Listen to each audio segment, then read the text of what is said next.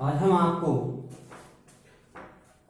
Cell वाले chapter में यानी सेकेंड सेमेस्टर में माइटोकॉन्ड्रिया के बारे में अध्ययन कराएंगे। माइटोकॉन्ड्रिया को कोशिका का पावर हाउस कहा जाता है। कोशिका का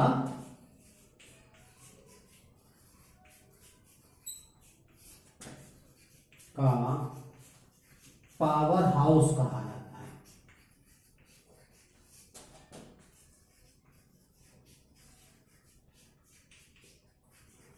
कभी कभी ये क्वेश्चन पूछ लिया जाता है कि कोशिका का पावर हाउस या कोशिका का विद्युत ग्रह क्या है, तो आप इस एक नंबर वाले क्वेश्चन का तुरंत आंसर दे सकते हैं कि कोशिका का पावर हाउस माइटोकॉन्ड्रिया है। क्या है? माइटोकॉन्ड्रिया। माइटोकॉन्ड्रिया यूकैरियोटिक कोशिका के अंदर पाई जाती है। मैंने बात करी थी यूकैरियोटिक और प्रोकैरियोटिक कोशिकाओं के बारे में।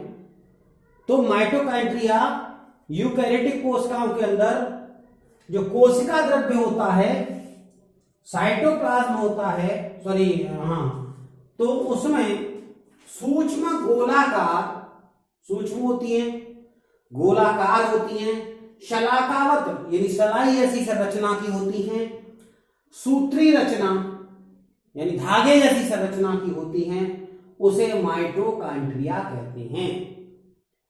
इसके बारे में हम बोल सकते हैं कि यूकैरियोटिक कोशिकाओं में जीव द्रव्य के अंदर सूक्ष्म गोलाकार शलाकावत सूत्री रचनाएं जो होती हैं उन्हें माइटोकॉन्ड्रिया कहते हैं। माइटोकॉन्ड्रिया कोशिका का पावर हाउस होता है जो कि कोशिका के अंदर एटीपी को यानी एडिनोसिन ट्राइफॉस्फेट को एडीपी में चेंज करने का काम करता है। एटीपी को एडिनोसिन ट्राइफॉस्फेट को एडीपी अरे एडिनोसिन डाइफॉस्फेट में चेंज कर देना। कभी कभी एटीपी और एडीपी का नाम भी पूछ लिया था, मैं इसके बारे में चर्चा करूंगा। इसकी लंबाई जो औसतन होती है वो 3 से 4 मिलीमीटर के बीच में होती है। 3 होती है या 4 मिलीमीटर के आसपास होती है।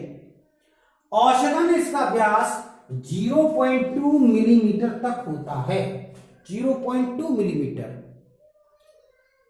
इसे कोशिका का पावर हाउस या कोशिका का विद्युत ग्रह कहते हैं।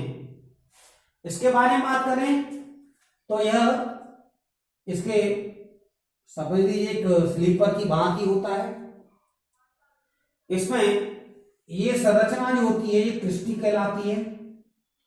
इसके अंदर मैट्रिक्स होता है, बाहर राइबोसोम्स होते हैं, ये बाह्य झिल्ली होती है। अधिक जानकारी के लिए आप अपनी टेक्स्ट बुक से माइटोकॉन्ड्रिया का चित्र देख सकते हैं। मैं आपको इसके बारे में बताऊंगा। माइटोकॉन्ड्रिया के चारों ओर जीव द्रव्य कला प्लाज्मा झिल्ली के समान प्रोटीन और वसा की दोहरी झिल्ली होती है। प्रोटीन इसके चारों ओर प्रोटीन वसा की दोहरी झिल्ली होती है। बाहरी दीवार चिकनी और लचीली होती है और फूल करके कई गुना तक बढ़ जाती है ये दीवार।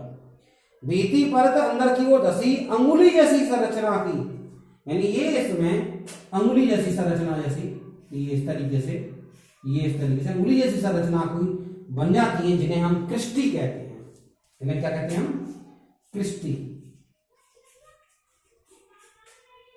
अंगुली जैसी संरचना को क्रिस्टी कहते हैं। क्रिस्टी की सतह पर अंदर की ओर असंख्य छोटी छोटी घुंडियां होती हैं, जिन्हें F1 कण यानी ऑक्सोसोम्स कहते हैं। माइटोकॉन्ड्रिया को अर्धतल पदार्थ में भरी गुहा मैट्रिक्स कहते हैं। इसमें मुख्य रूप से एंजाइम और न्यूक्लिक अम्ल और राइबोसोम्स होते हैं। माइटोकॉन्ड्रिया में अनेक एंजाइम भरे होते हैं जो श्वसन क्रिया में सहयोग करते हैं। इस कारण माइटोकॉन्ड्रिया को श्वसन क्रिया का केंद्र भी कहा जाता है। अब मैं इसे माइटोकॉन्ड्रिया के कार्य के बारे में बताऊंगा।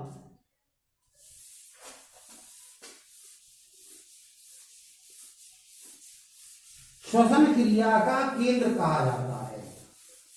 इसका मतलब श्वसन क्रिया के बारे में बताना पड़ेगा। श्वसन क्रिया किससे? फोटोसिंथेसिस क्रिया से शुरू होती है, यानी प्रकाश संश्लेषण क्रिया शुरू होती है। इसके बारे में चर्चा करनी होगी।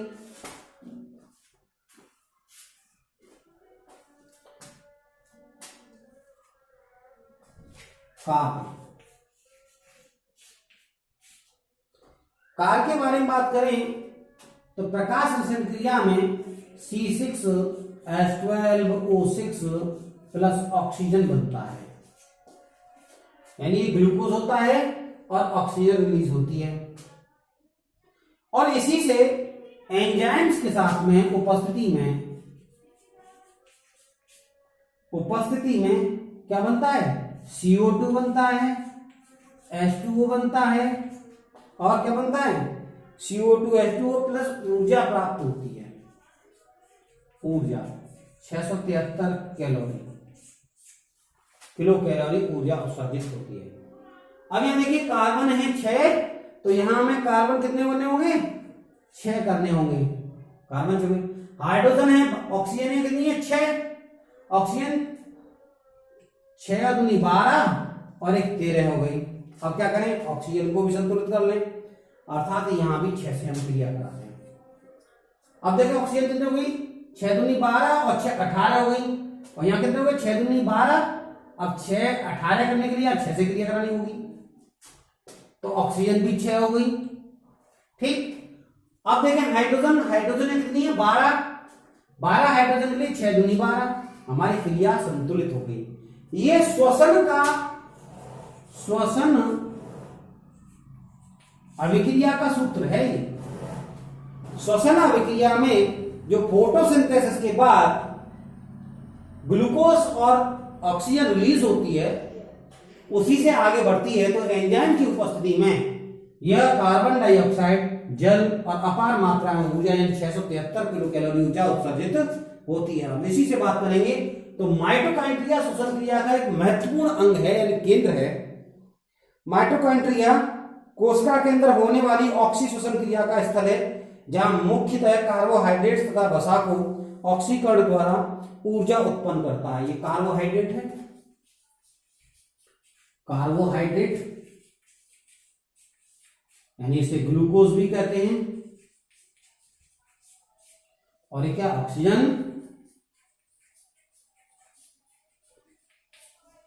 ऑक्सीजन है ये।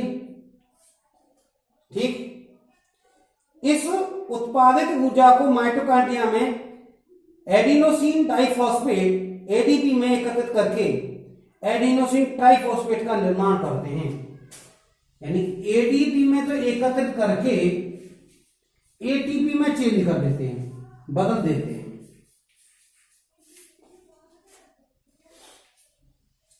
इसको कहते हैं adenosine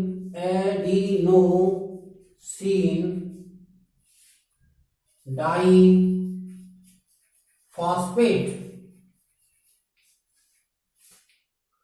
A for adenosine, D for di, P for phosphate. और यहां में इसमें चेंज हो जाता है एडिनोसिन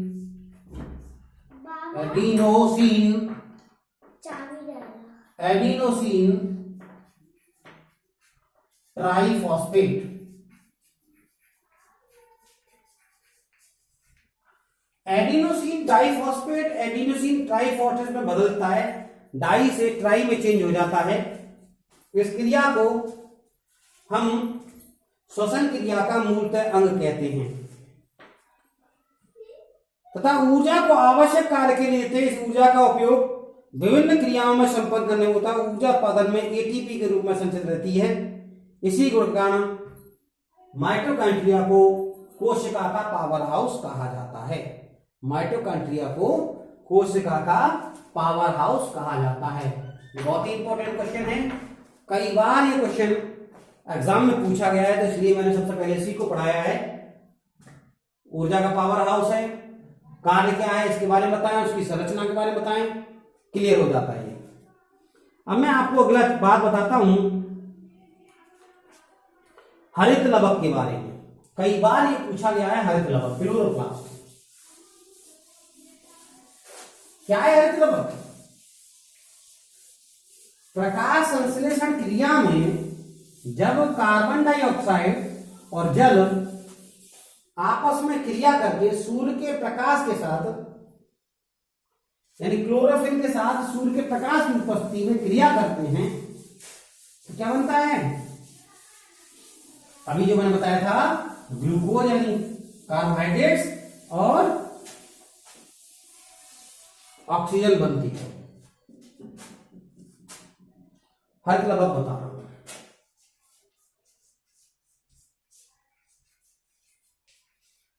इसको क्लोरोप्लास्ट भी कहते हैं।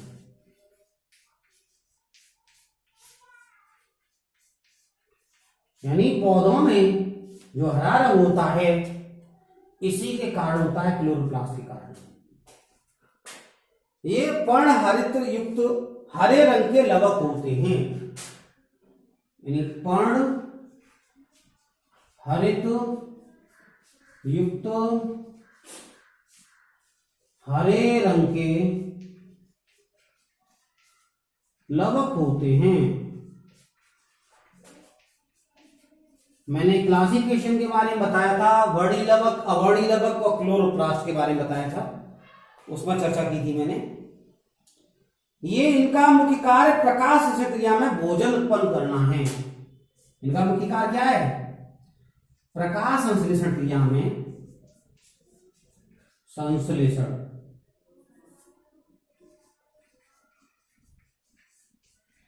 क्रिया में भोजन बनाना है। कैसे बनाते हैं देखें।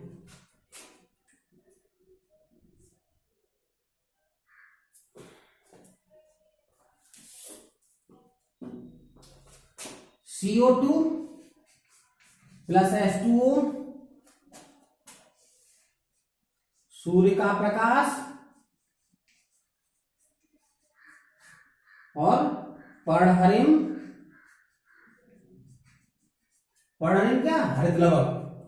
ये मिलकर के बनाते हैं C6H12O6 प्लस O2, ऑक्सीजन बनाते हैं।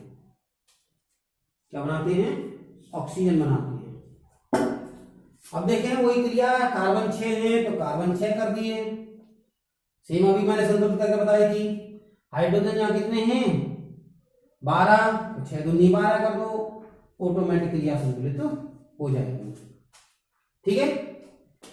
जब कार्बन डाइऑक्साइड और जल सूर्य के प्रकाश की उपस्थिति में पर्णहरित के साथ क्रिया करते हैं तो कार्बोहाइड्रेट्स बनता है यानी ग्लूकोज बनता है और ऑक्सीजन रिलीज होती है। ये काम हरित लवक का होता है। तो हरित लवक क्या होता है? पर्णहरित हरे रंग के होते हैं, प्रकाश संश्लेषण क्रिया में भोजन बनाने में मदद करते हैं। इसीलिए इसे दूसरा नाम है कोशिका की रसोई भी कहा जाता है। इसे कोशिका की रसोई, इसे उपनाम है कोशिका की रसोई। रसोई की चाबी अम्मा पूछे, मेरे पास नहीं है। कोशिका की रसोई कहा जाता है। कोशिका की रसोई यानी जहां पर भोजन बनता है उसे हम कोशिका की रसोई कहते हैं। अर्थात भोजन बनता है हरित लवक के अंदर प्रकाश संश्लेषण क्रिया में, तो उसे हम कोशिका की रसोई कहते हैं। हरित लवक पत्तियों में मध्योतक यानी मीसोफिल तने की क्लोरोमेंट्स ऊतकों के साथ में पाए जाते हैं। इनका आकार परिमाण संख्या में विभिन्न पौधों से भिन्न होते हैं। ये गोल, चपटे, दीर्घ वृत्ताकार 4 से 10 मिलीमीटर तक तथा संख्या 10 से 80 तक प्रति कोशिका होती है। सूक्ष्मदर्शी के अध्ययन के अनुसार हरित लवक 3 भागों में बांटे जाते हैं: आवरण, स्टोमा और थाइलेकोइड्स। आवरण हरित लवक 2 यूनिट कलाओं के आवरण से घिरा होता है जिससे कोई छिद्र नहीं होते। यह आवरण रंगीन प्रोटीन युक्त मैट्रिक्स के घेरे होते हैं। स्ट्रोमा, हरित लवक मैट्रिक्स पे स्ट्रोमा होते हैं जो जेल जैसी संरचना के होते हैं। इसमें डीएनए, राइबोसोम अनेक एंजाइम पाए जाते हैं। इस भाग में प्रकाश संश्लेषण क्रिया की अप्रकाशिक अभिक्रियाएं होती हैं जो प्रकाश की उपस्थिति में नहीं होती यानी अंधेरे में होती हैं, वो स्ट्रोमा के अंदर होती हैं। थाइलेकोइड्स स्ट्रोमा में पाए जाने वाली झिल्ली नुमा चपटी पुट्टी के नुमा आकार की होती हैं। ये एक दूसरे को एकत्रित होकर के 10 से 100 तक सिक्कों की भांति की संरचना बनाते हैं और हरित लवक की ग्रेना में उपस्थित संख्या बढ़ जाती है। यानी मैंने आपको बताया था प्रकाश संश्लेषण क्रिया पौधों के ग्रेना के अंदर संपन्न होती है। तो हरित लवक ग्रेना के आकार को बढ़ाने में मदद करते हैं, भोजन संग्रह करने में मदद करते हैं। ये सूर्य के प्रकाश की उपस्थिति में ही कार्य कर सकती है। हरित लवक के कार्य क्लोरोप्लास्ट में उपस्थित वर्णक सूर्य की प्रकाश को अवशोषित करते हैं। इससे इसका प्रयोग पौधों के भोजन बनाने में और कार्बोहाइड्रेट बनाने में किया जाता है। आ रहा हूं। मंड लवक, तेलक लवक प्रोटीन क्रमशः मंड के प्रोटीन पदार्थों में संचित होते हैं। हरे रंग के अतिरिक्त अन्य रंगों में लवक फूल ऑक्सीजन को कीट पतंगों से आकर्षक बनाने का काम करते हैं। इसको हम हरित लवक कहते हैं। ठीक है, आज के लिए इतना ही, धन्यवाद।